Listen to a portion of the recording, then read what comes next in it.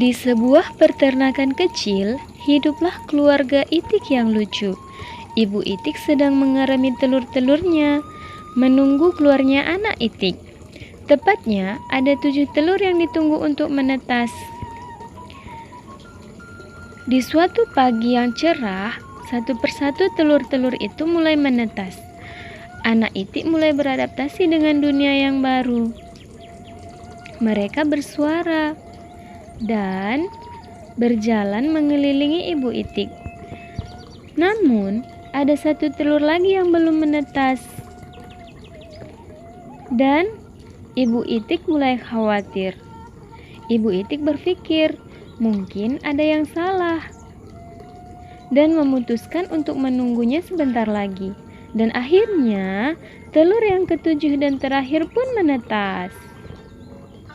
Dengan kebingungan, anak itik malang itu melihat sekelilingnya. Dia tidak tahu bahwa saudaranya dan ibu itik lebih kebingungan lagi. Karena itik ini terlihat unik dan tidak mirip dengan saudara-saudaranya. Badannya lebih lebar dengan bulu abu-abu dan putih. Anak itik lain mulai menertawakannya.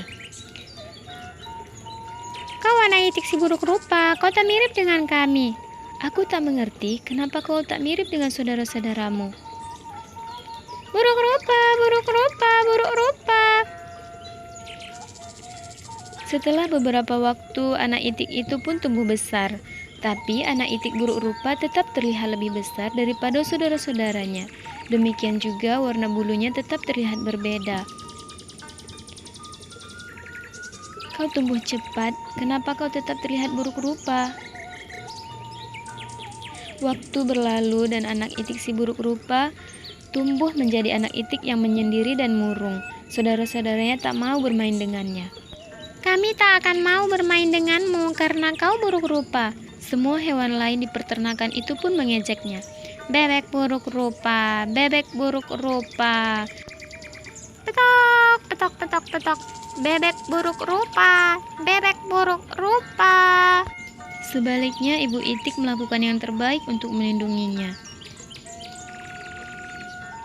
Anakku yang malang, kenapa kau begitu berbeda dengan yang lain? Hari berlalu, anak itik yang malang itu merasa sangat sedih. Sepanjang malam dia menangis tanpa suara dan berpikir tak seorang pun yang menginginkannya.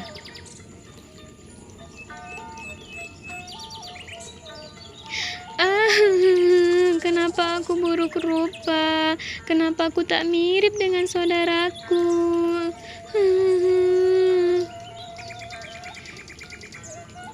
Di suatu hari, pemburu mendekati danau di dekat tempat tinggal mereka. Pemburu mulai memburu itik yang mereka lihat. Saat ibu itik mencari makanan untuk anak-anaknya, dia tertangkap oleh pemburu.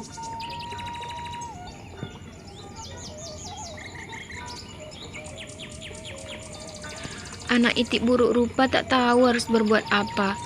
Ia tak tahu apa yang terjadi. Dia menunggu ibunya sampai keesokan paginya. Anak itik yang malang itu tak tahu harus berbuat apa. Pertama-tama, dia mendatangi anjing, dan anjing itu mengusirnya dengan marah.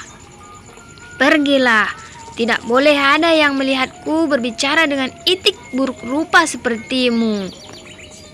Kemudian, itik buruk rupa mendatangi ayam, tapi ayam juga mengejeknya. Bahkan aku pun terlihat lebih baik darimu. Itik buruk rupa sangat sedih. Tak seorang pun yang menginginkanku di sini. Ibuku juga tak kembali. Tak ada alasanku lagi tinggal di peternakan ini. Pagi itu, itik buruk rupa meninggalkan peternakan. Dia berenang ke seberang danau. Dia menanyakan pertanyaan yang sama ke semua hewan yang ditemuinya di jalan. Apa kau tahu itik yang mirip denganku? Apa kau tahu itik yang mirip denganku? Apa kau tahu itik yang mirip denganku? Dia menerima jawaban yang sama dari mereka semua. Mereka tak pernah melihat itik seburuk dia sebelumnya. Anak itik malang itu mulai berjalan dan mencapai danau yang lain. Dia pun menanyakan hal yang sama dengan angsa liar. Kau tak boleh tinggal di sini. Ada pemburu liar yang berkeliaran. Cepat pergi dari sini. Ayo. Itik buruk rupa mulai bergerak pergi. Tak lama kemudian, dia tiba di danau yang lain. Kali ini dia sendirian, tak ada siapapun yang terlihat. Ya, kalau tak ada yang menginginkanku, aku akan sembunyi di sini selamanya. Meskipun sendirian, dia sangat bahagia. Suatu hari, dia melihat sekelompok burung putih bermigrasi ke selatan. Dia melihat mereka dengan kagum.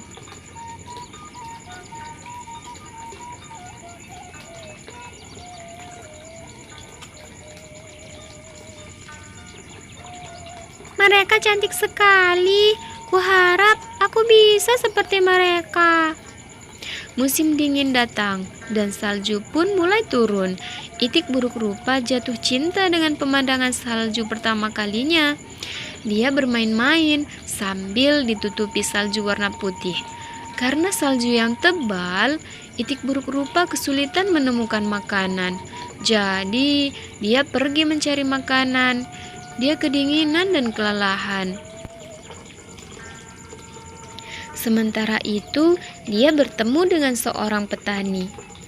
Petani merasa iba dan memberikan jaketnya. "Kau makhluk malang, pasti kedinginan. Aku akan membawamu pulang dan merawatmu sampai besar."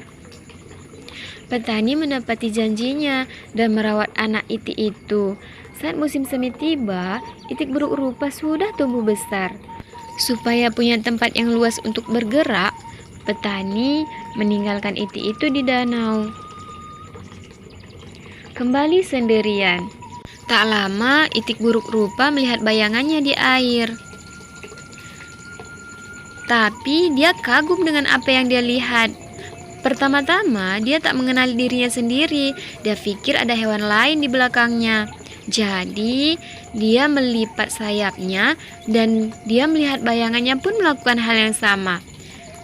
Dia mulai merentangkan lehernya dan bayangannya pun meniru gerakannya. Saat itu, dia menyadari bahwa burung yang luar biasa itu tak lain adalah dirinya sendiri.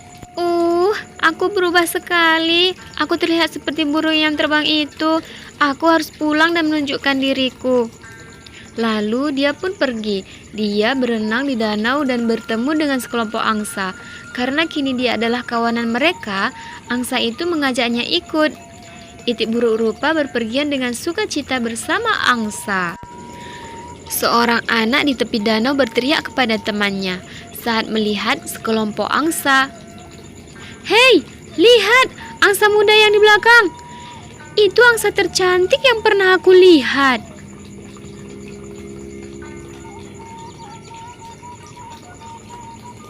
Ya, dari awal dia memang seekor angsa. Dia hanya telur yang malang yang tercampur bersama telur itik.